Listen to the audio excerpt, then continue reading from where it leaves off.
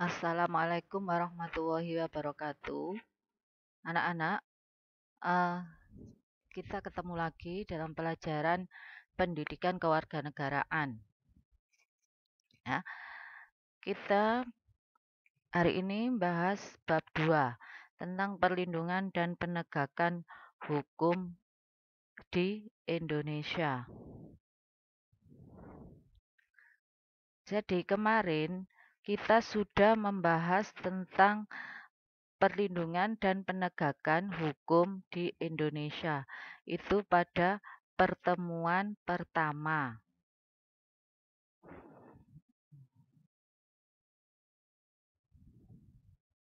Ya. Yang pertama, kita akan membahas kemarin ya minggu yang lalu kita sudah bahas tentang hakikat perlindungan dan penegakan hukum di Indonesia. Ini sudah kita bahas pertemuan minggu kemarin, konsep perlindungan dan penegakan hukum. Ya. Sekarang ini yang kedua, pentingnya perlindungan dan penegakan hukum. Kenapa perlindungan dan penegakan hukum itu sangat penting? Karena yang pertama, ya, perlindungan dan penegakan hukum itu penting untuk mewujudkan yang pertama, tegaknya supremasi hukum. Supremasi hukum ini bermakna bahwa hukum mempunyai kekuasaan mutlak dalam mengatur pergaulan manusia dalam berbagai macam kehidupan. Jadi hukum ini mengikat ya. Jadi mengatur segala macam kehidupan manusia, baik dalam segi kehidupan politik, ekonomi, sosial, budaya, pertahanan, dan keamanan. Tuh. Nah, untuk tegaknya supremasi hukum ini akan terwujud apabila aturan-aturan yang berlaku itu ditegakkan baik oleh masyarakat maupun oleh aparatur negara. Tuh. Terus yang kedua, tegaknya keadilan. Tujuan utama hukum adalah mewujudkan keadilan bagi setiap warga negara. Karena apa? Setiap warga negara itu mempunyai keinginan untuk kehidupannya adil ya, jalan adil. Jadi, setiap warga negara itu dapat menikmati haknya dan dapat melaksanakan kewajibannya. Ini wujud dari keadilan. Tapi, dalam melaksanakan hak dan kewajibannya itu, manusia dibatasi oleh undang-undang. Yang ketiga, mewujudkan perdamaian dalam kehidupan di masyarakat.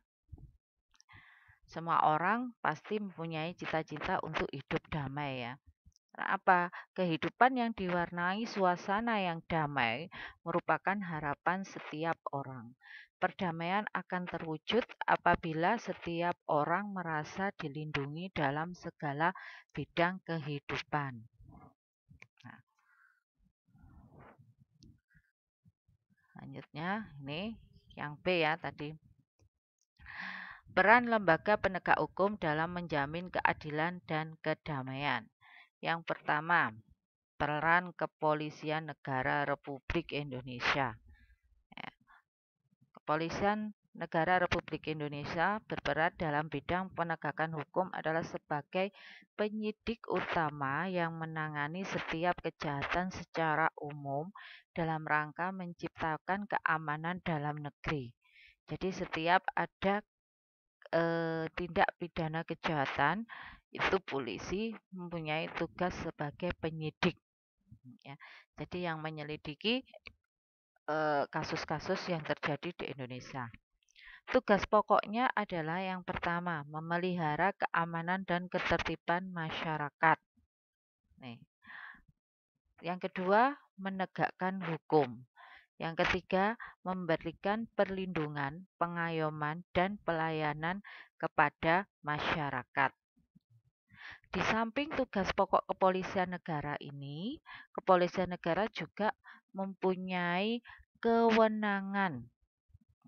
Kewenangannya adalah satu, melakukan penangkapan penahanan, penggeledahan, dan penyitaan. Yang kedua, melarang setiap orang meninggalkan atau memasuki tempat kejadian perkara untuk kepentingan penyidikan. Yang ketiga, membawa dan menghadapkan orang kepada penyidik dalam rangka penyidikan.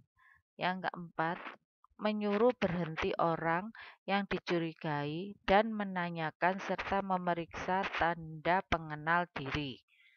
Yang kelima, melakukan pemeriksaan dan penyitaan surat. Yang keenam, memanggil orang untuk didengar dan diperiksa serta diperiksa sebagai tersangka atau saksi. Yang ketujuh, mendatangkan orang ahli yang diperlukan dalam hubungannya dengan pemeriksaan perkara. Itu adalah wewenang kepolisian negara. Lanjut ya. Nih, sekarang peran Kejaksaan Republik Indonesia. Ya, Kejaksaan Republik Indonesia itu merupakan lembaga negara yang melaksanakan kekuasaan negara, khususnya di bidang penuntutan serta kewenangan lain berdasarkan undang-undang penuntutan. Berdasarkan undang-undang. Terus penuntutannya merupakan tindakan jaksa untuk melimpahkan perkara pidana ke pengadilan negeri yang berwenang dalam hal dan menurut cara yang diatur dalam undang-undang dengan permintaan supaya diperiksa dan diputus oleh hakim di sidang pengadilan. Ya. Terus tugas dan kewenangan Kejaksaan Republik Indonesia dikelompokkan menjadi 3 bidang. Antara lain, yang pertama di bidang pidana. Itu yang satu, melakukan penuntutan dan melaksanakan penetapan hakim dan putusan pengadilan yang telah memperoleh kekuatan hukum tetap. Yang kedua, melakukan pengawasan terhadap pelaksanaan putusan pidana. Yang ketiga, melakukan penyidikan terhadap tindak pidana tertentu.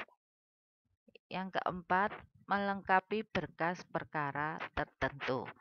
Jadi, kalau ada satu kasus ya yang sudah ada BAP-nya, berkas perkara itu ya sudah ada laporan itu mau ini dibawa ke pengadilan harus sudah lengkap ya semuanya. Itu. Nanti jaksa ini yang berperan dalam bidang pidana ini. Yang kedua, bidang perdata dan tata usaha negara. Kejaksaan dengan kuasa khusus dapat bertindak baik di dalam maupun di luar pengadilan untuk dan atas nama negara atau pemerintah. Jadi mereka mempunyai hak untuk menangani kasus khusus ya. Terus yang ketiga, bidang ketertiban dan ketentraman umum. Meliputi peningkatan kesadaran hukum masyarakat. Yang kedua, pengamanan kebijakan penegakan hukum. Yang ketiga, pengawasan peredaran barang cetakan. Ya. Ini saya jelaskan satu-satu. Peningkatan kesadaran hukum masyarakat. Berarti ini melalui apa ya, sosialisasi ya ke masyarakat bahwa hukum itu sangat penting bagi masyarakat karena dengan hukum masyarakat akan tercipta kehidupan masyarakat yang tertib dan damai dan adil ya. Terus pengamanan kebijakan penegakan hukum ya. Jadi ini kebijakan penegakan hukum ini ya harus betul-betul ditegakkan. Ya. Terus pengawasan peredaran barang cetakan. Barang cetakan maksudnya di sini itu apabila ada pemalsuan uang dan lain sebagainya. Itu. Terus pengawasan aliran